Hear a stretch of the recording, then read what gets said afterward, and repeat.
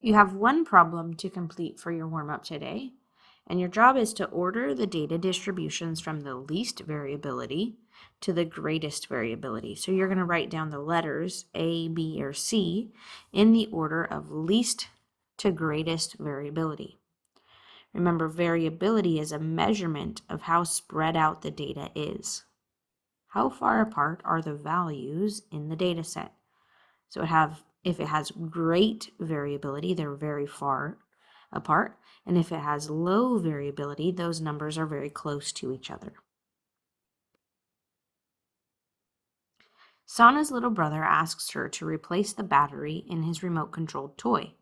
She has two brands of batteries, brand A and brand B. She wonders which brand of batteries is better for this toy. To answer this question, Sana collects data values for the battery lives in minutes of 20 batteries from each brand. So she does a little experiment and she collects data on the life of the battery from both brands. Here are the dot plots of those data values.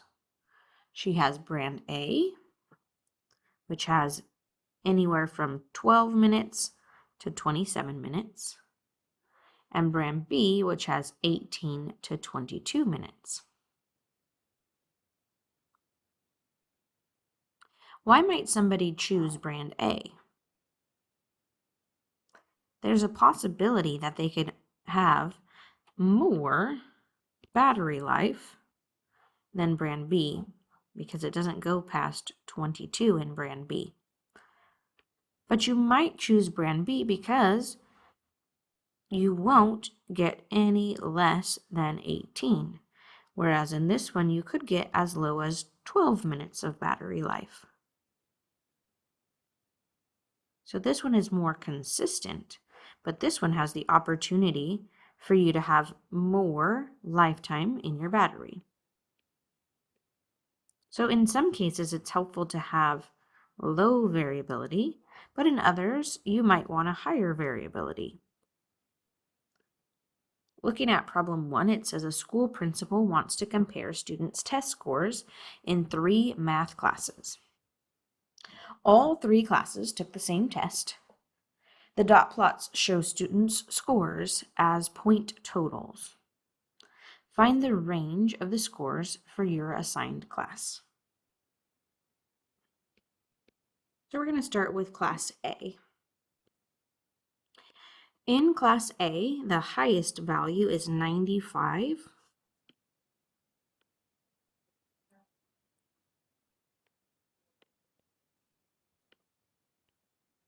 And the lowest value is 65, which is a range of 30. Then it says find the mean of the scores for your assigned class. So we are going to add up all the data values and we will divide by how many data values there are. So we have 65, 70, 75 and 76, 2 80s, 84, 90, and 2 95s.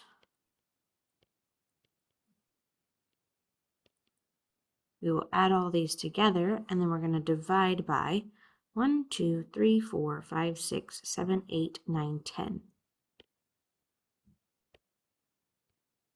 This comes out to 810. Then we need to divide by the 10 because there are 10 data values, which gives us a mean of 81. Now to find the mean absolute deviation, we're looking at how far away are these points from 81. So 65,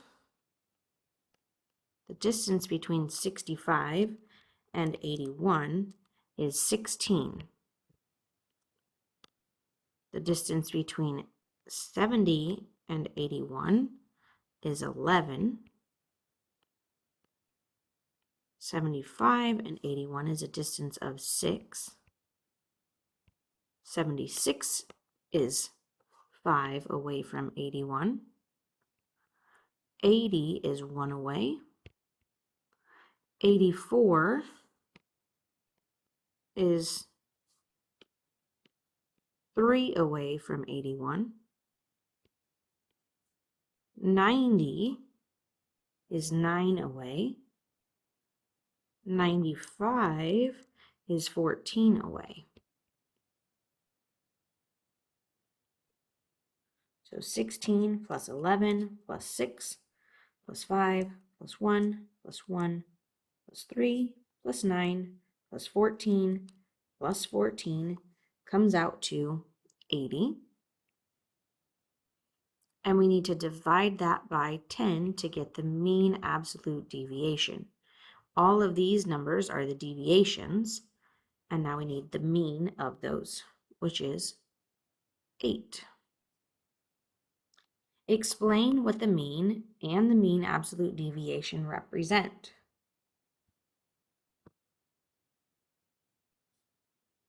A typical score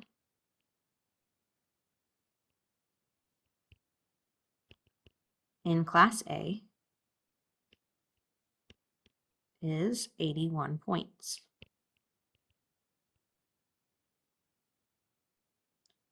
Scores are typically 8 points away from the mean.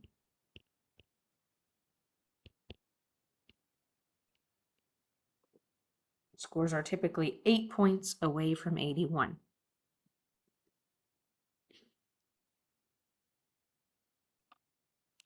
Let's repeat that process for Class B, just so we get an idea of how it might look different for a different data set. Remember, in class, you're only going to be assigned 1. We're going to go over 2, just so you have an idea of how it looks. In Class B, the highest score is 89. And the lowest score is 76, which is a range of 13. Now let's find the mean. We have 76, 76, 77, 80, 2 81s, 2 82s, an 86, and an 89. Add all of those together and divide by 1, 2, 3, 4, 5, 6, 7, 8, 9, 10, because there are 10 data values. This also comes out to 810. So it has a mean of 81 as well. 76 to 81 is a difference of 5. From 77 to 81, that's a difference of 4. From 80 to 81, that's 1 away. These 81s are both 0 away from 81. 82 is 1 away from 81. 86 is 5 away from 81. And 89 is 8 away. So we'll add those together. 5 plus 5 plus 4 plus 1 plus 0 plus 0 plus 1 plus 1 plus 5 plus 8 is 30. And there are 10 data values. So that is a mean absolute deviation of 3. And explain what it means. A middle score or an average score in Class B is 81 points. And scores typically are 3 points away from that mean.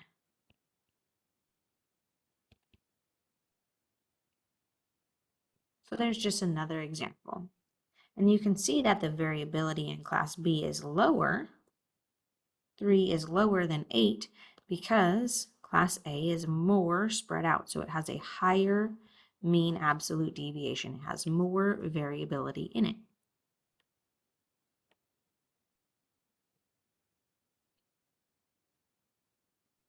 Two, mark and label the following information on each dot plot in problem 1. The mean. We knew that the mean here was 81, as well as in problem for class B.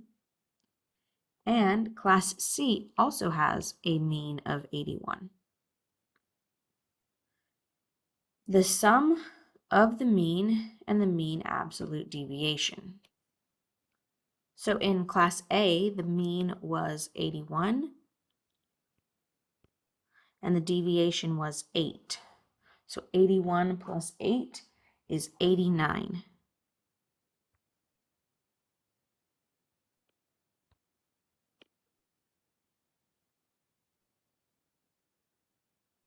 The difference of the mean and the mean absolute deviation. 81 minus 8 is 73.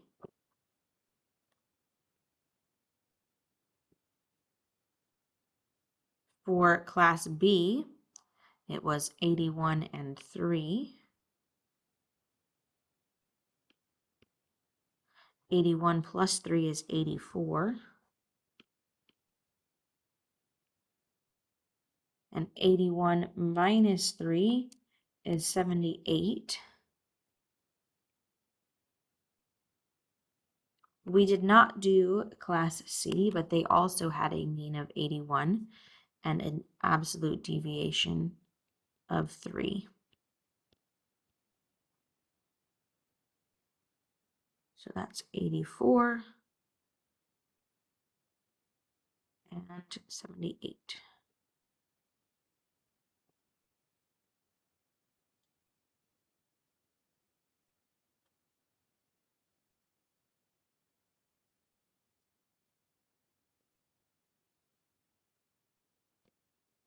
Number 3, Ryan learned that the outside temperature in degrees Fahrenheit can be estimated by using the number of chirps per minute made by crickets or by katydids. He explores the statistical question: do cricket chirps or katydids better estimate the outside temperature? During one evening, Ryan collects the following data sets by listening to 10 crickets and 10 katydids within a half hour. A. Create a dot plot for each data set. Label each number line from 60 to 160. All right, so we have 140, 136, 156, 124, 144, 136, 140,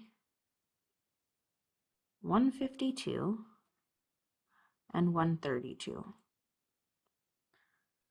Then for the katydids, we have 63, 68, 62, 64, 66, 61, 64, 66, 64, and 62. Then it says visually compare the shape, center, and spread of the two data distributions. Describe the similarities and differences. Both of them appear to be symmetric. You can see if we split them in the center, they both have similar shapes on both sides, so both appear to be symmetric or nearly symmetric.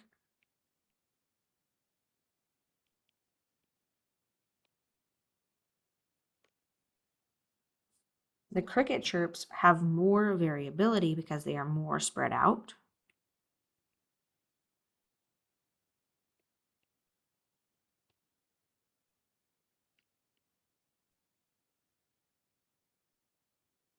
So shape is symmetric.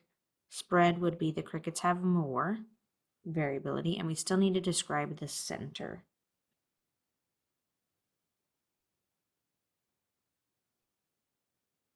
The mean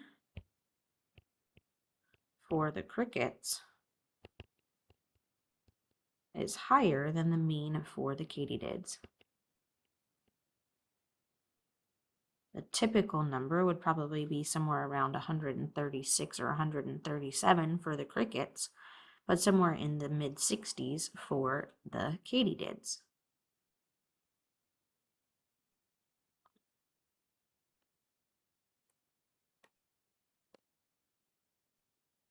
The outside temperature in degrees Fahrenheit can be estimated by adding 160 to the number of cricket chirps per minute and then dividing the sum by 4. Use this information to complete the table. So we're going to add 160, which is 300, and then divide that sum by 4. Well, 300 divided by 4 is 75. Then we're going to go through and do the next one. 136 plus 160 is 296, and we'll divide that by 4, which is 74. 156 plus 160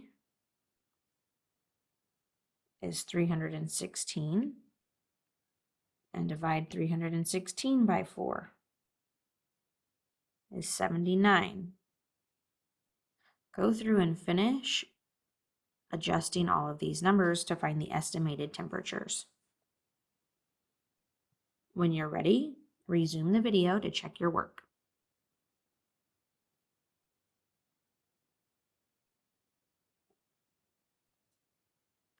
D, the outside temperature in degrees Fahrenheit can be estimated by adding 161 to the number of katydid chirps per minute, then dividing the sum by 3. Use this information to complete the table. Round each temperature to the nearest degree. So we're going to round to the closest whole number. So 63 plus 161 is 224. Then divide that answer by 3. It comes out to 74.6 repeating, but the 6 makes the 4 round up to a 5. Add 161, which is 229, and divide that by 3, which comes out to 76.3. The 3 says the 6 gets to stay. 62 plus 161 is 223. Divide that by 3 is 74.3 repeating. The 3 says the 4 gets to stay. Complete the rest of the table and resume when you're ready to check your work.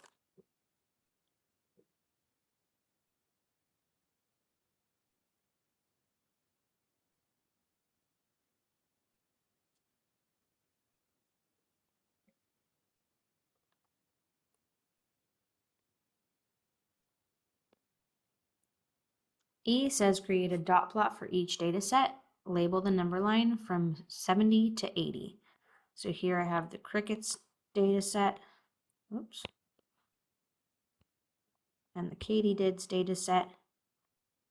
And we're going to start by labeling our number line from 70 to 80.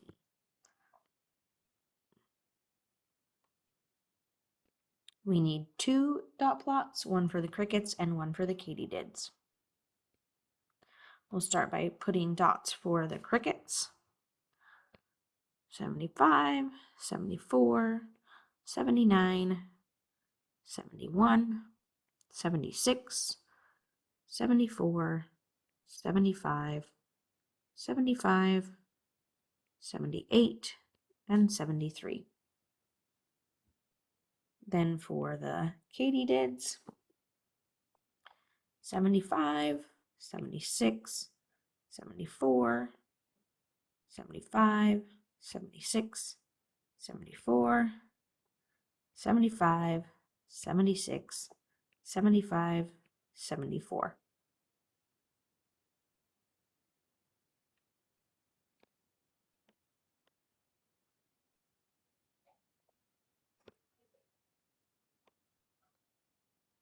F. Find the mean and mean absolute deviation for each set of estimated temperatures.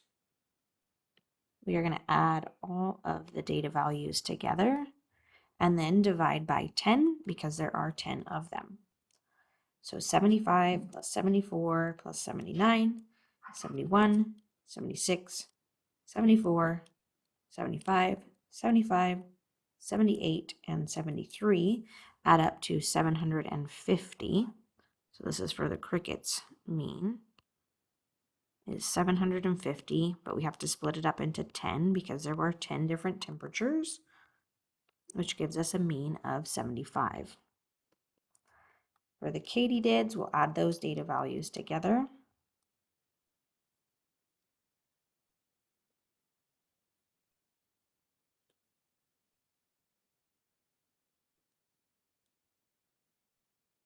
Which is also 750.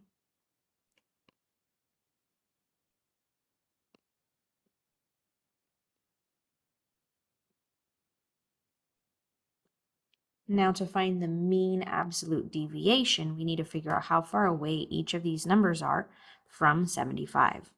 So that would be 0 away. This one is 1 away. 79 is 4 away.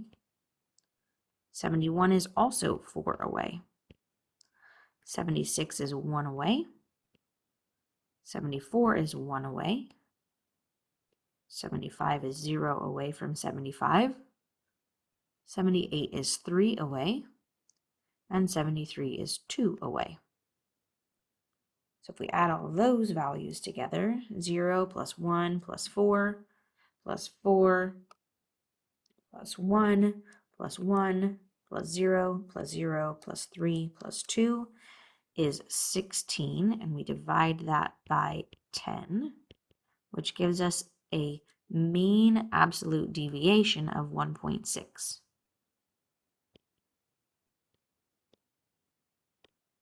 Now let's do the katydids. This is 0, 1, 1, 0, 1, 1, 0, 1, 0, and 1, which is 6.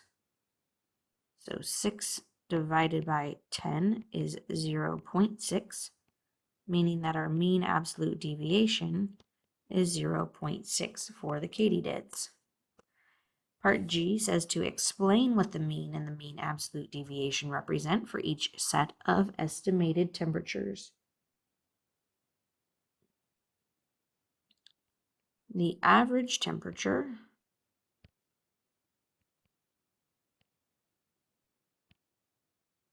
was 75 degrees.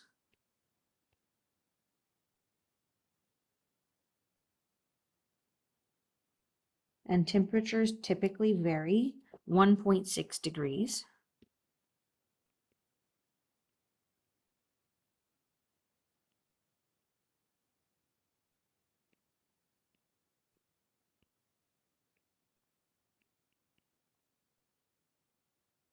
From the mean. and that is for the crickets.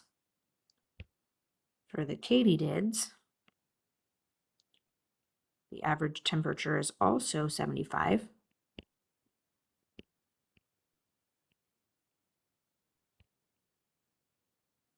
And those temperatures typically vary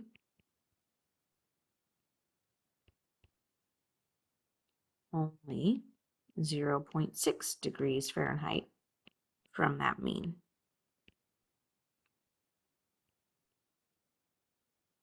H. The temperature was 75 degrees when Ryan collected his data.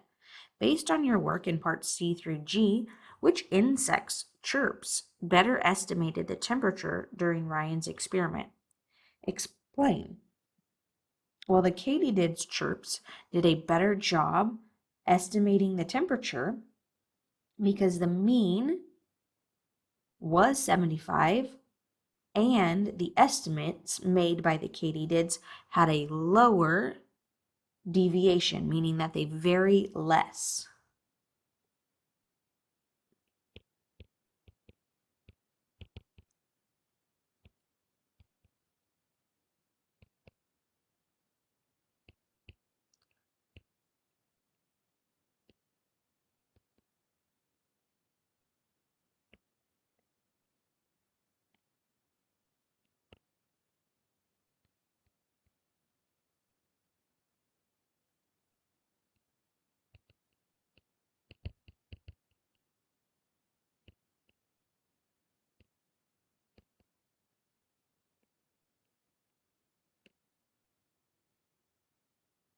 I'm abbreviating mean absolute deviation here just for the sake of space.